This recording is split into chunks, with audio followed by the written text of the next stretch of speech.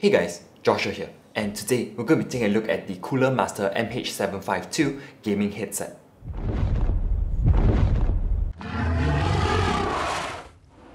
Now, Cooler Master are not really known for their gaming headsets, but this pair of gaming headset, which is their MH752, a value gaming headset that is actually pretty cheap for what it actually has to offer. Straight out of the box, you'll be getting a 3.5mm audio cable, USB sound card cable, which we'll get into that a bit later on, detachable microphone, soft travel bag, headphones, and also some paperwork. For the headphones, the very first thing you'll notice is that this has a really simple design. It is pure black with the only markings on this being the Cooler Master logo, and even that is really subtle with just a hint of silver on the logo and a stripe of silver on the swivel of the headphones.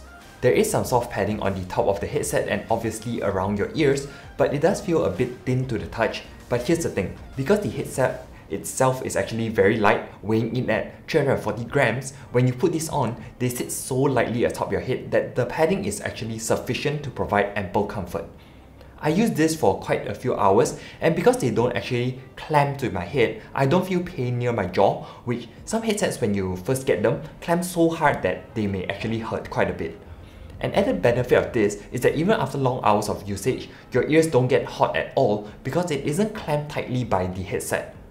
For adjustability, there's quite a lot of room for adjustments, so even you have a bigger sized head, this should actually fit very comfortably. They stretch pretty wide, and the ear cups do swivel and tilt around and can lie flat if you need them to.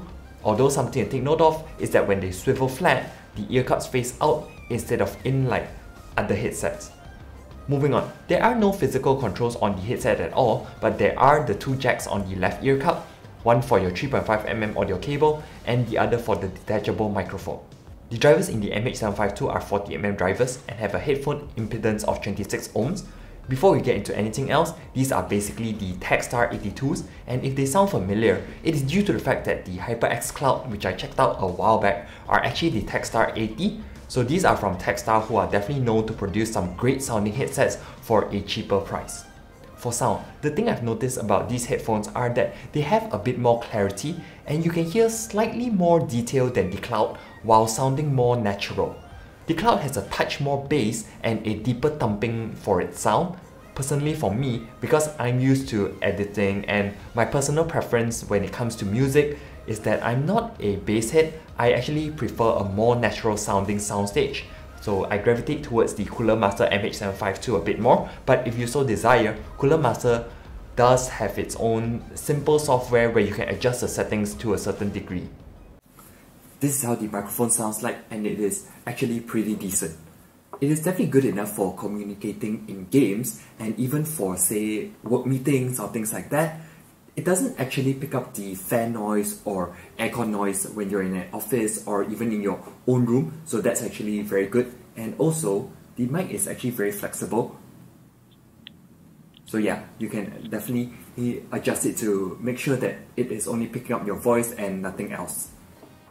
This is marketed to have virtual 7.1 surround sound and does this with the included USB sound card, which on it there is a button to toggle the 7.1 virtual surround sound on or off, volume up and down buttons, and on the side a switch to mute the microphone, and also volume up and down buttons for the microphone with a shirt clip on the back.